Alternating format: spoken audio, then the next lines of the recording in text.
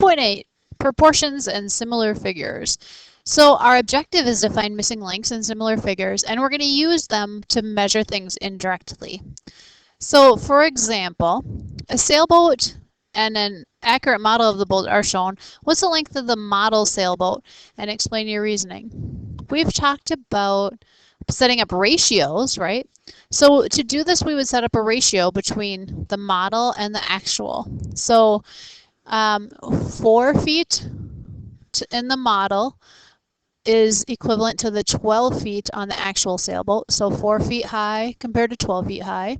And set that equal to, I don't know how many feet this is, so x feet over 9 feet. And you notice the top two numbers are the small boat, the bottom two numbers are the large boat. So I am going to do cross product, so 4 times 9, which is 36, equals 12x. Then we would divide by 12. And you will see that the length of the small boat is 4 feet. So the sailboat and the model have the same shape, but they're different sizes. But similar figures have the same shape, but do not necessarily have the same size. So that's the key. They have the same shape, but not necessarily the same size. So you can use proportions to find missing side lengths, which we just did. And that helps you with doing real world distances indirectly. And the symbol, this little, if anybody is in Spanish, I think it's called a tilde. So this little shape right here, which I drew out with this huge arrow right here that points to it, that in this case means is similar to. So it doesn't mean they're equal, it just means they have the same ratio, so they're similar. So if we look at this example, how do we know if they're similar? Actually, let me just see. So we set up proportions for the problem. That's how we tell if they're similar. Finding the length of the side. So it says ABC, triangle ABC is similar to triangle DEF. And what's the length of DE? Well, we set up our proportions. So if you look at AB, 10. I'm going to put it over the similar side here. Well, let's see, AB is here, so I need to find DE. So here's DE. Hey, I don't know what that is. I'm going to call it X. So 10 over X equals. And on the other side, what two similar sides do I have? Well, I don't know the bottom of this. I don't know, so I'm not going to use the bottoms. I do know this side. So this side is 16 over, and I'm going to put it over the similar side on the other side. BC would be similar to EF, so I'm going to put it over 12. And then we do cross product again.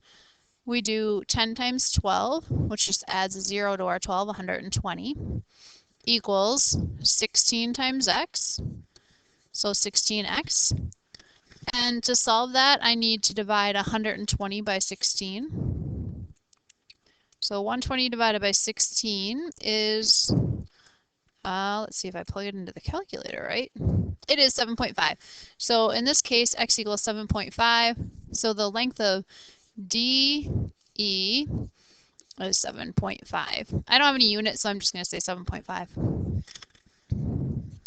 So here is where it comes in handy, because I know this happens all the time. You are standing next to a big building and you think, I wonder how tall that big building is. I bet I can find it out. So you can use similar figures to find it out. So if I look at me standing next to this building and this huge building, I can use the sun's rays to figure out how tall that building is. So I can do it by measuring my shadow and the building shadow, because that's on the ground. I can measure that. So if I look here, I am in a nice skirt because I often wear those. So it says, if you look at the ratio, it says put the girl's shadow over the building shadow. So similar thing. So I'm going to put the girl's shadow, which is 3 feet, over the building shadow, which is 15 feet. And I'm going to set it equal to, we're going to go back to the girl because she's where we started, the girl's height.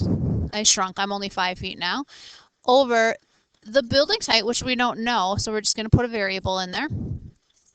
There's our proportion. We do our cross product. 3 times the x, so 3x, equals 15 times the 5, 15, 30, 45, 60, 75. And x, to get x by itself, I have to undo the multiplication with division. And I have x equals 25. So that building is, since it's a word problem, I'm actually going to write the answer as 25 feet or 25 feet tall. That's using proportions, which I know, you always have a tape measure. You can always measure the shadow because, to find out the height of the building, which you just can't stand not knowing. So let's try another one. A man who's 6 feet tall is standing next to a flagpole. I always draw a picture that says step 1. Hey, here's my flagpole. We can draw it as elaborate or as plain as we want to, but there's my flagpole. The shadow of the man who's standing next to it. So let's see. Here's my man. I'm going to draw a really fancy man. There I go.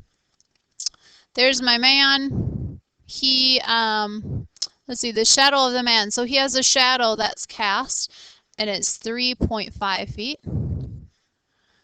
And the shadow of the flagpole is 17.5 feet. What's the height of the flagpole? Hey, we know that this guy is 6 feet tall. So here he is, 6 feet tall. So he's 6 feet tall. He casts a 3.5 foot shadow. The flagpole we don't know, and it casts a 17-foot shadow. So write proportions. His 6 feet go over the same side of the other one. So 6 feet of his height go over the height of the flagpole, and his shadow over the flagpole shadow, and the flag. Let's start that all over.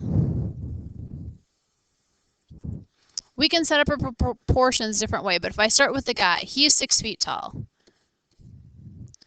I can put him over the height of the, so if I do height over height equals shadow over shadow. So height over height equals shadow over shadow. And if I do this, I'm going to end up with 6 times 17.5, which is 105, equals 3.5 times x. I don't know why I put it in parentheses. To undo 3.5 times x, I divide both sides by 3.5.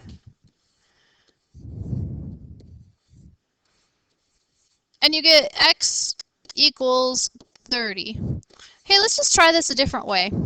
Let's say if I put his 6 feet over his shadow, so I did height over shadow.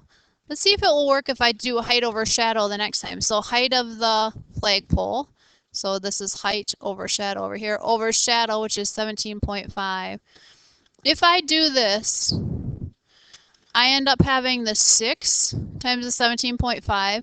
Hey, what I have over here, I had the 6 times the 17.5, and I have the x times the 3.5. So oftentimes you can set up more than one proportion that will get you the same answer, but you just have to do the same thing. So if I did height over shadow here, I had to do height over shadow here. Here I did height over height. So then here I have to do shadow over shadow. So you just have to make sure the proportions are the same, following the same pattern. So anyway, the height of the flagpole is 30. So this says the figures in each pair are similar, find the missing. So if they're similar, I'm going to put x over 18 equals 5 over 7.5, and I'm going to find the cross product. I want you to do number 9 and 10 on your own. And then we're going to take a look at this bridge. So this is again where it comes in useful. If the bridge in the diagram of the park, we know that these similar triangles exist, ADF. So ADF, so that triangle has a bad color choice. ADF is similar to triangle BCF, so BCF. So these two triangles are similar. The crosswalk at point A, so right here, there's a crosswalk that's about 20 yards long. so 20. The bridge across the pond will be built from points B to C. What will the length of the bridge be? Well, let's see if we can set up a ratio. If I know that crosswalk is 20 over its length, FD, so 20 over 50 for the little triangle is going to equal, I started with this 20, so I have to go back to this side, which is what I'm trying to figure out. X over, and then I went with the bottom, so I need the bottom of this triangle, so over 120. Let me scoot this up a little bit. So again, cross product, 20 times 120 is 2,400 is equal to 50 times x, or 50x, and 2,400 divided by 50 is going to be 48 is equal to x. So the length of the crosswalk is 48. We won't leave it just as 48 because we're in some units. So my answer would be 48 yards, excuse me, for the bridge long. If you have a figure shown, how much larger would the volume of a figure be if the scale between the figures is as below? So if you had a figure that's shown here, and I know that this, for every one of these, this next one's going to be 10 times larger. So let's look. This volume, first of all, we have to know what the equation for volume is: length times width times height, which in this case, the volume would be, it doesn't really matter which one we call, but let's call this the length, 10, times the width of the box, which is 4, times the height of the box. So 10 times 4, which is 40, times 2, which is 80. So it would be 80 units in volume. If the next one is, everyone is 10 times bigger, a lot of times kids will guess and come up with a guess. So put me on pause, guess. A lot of times kids guess 10 times 80, which is 800. So let's try it. So it's saying each number is 10 times bigger. So I'm going to draw another box, maybe. So let's say, here's my box. If my number here is 10 times bigger, it would be 100. If my number here is 10 times bigger, it would be 40. And if my number here is 10 times bigger, it's going to be 20. So let's find the volume of this box. So now we have 100 times 40 times 20. So 100 times 40 times 20 is much bigger. It's not 800, it is 8D thousand. So if you increase all those sides by a length of 10, by a factor of 10, it's actually going to way more than multiply by 10. So this is not right. Here is my answer for the volume of the bigger figure. All right, so that is it for 2.8.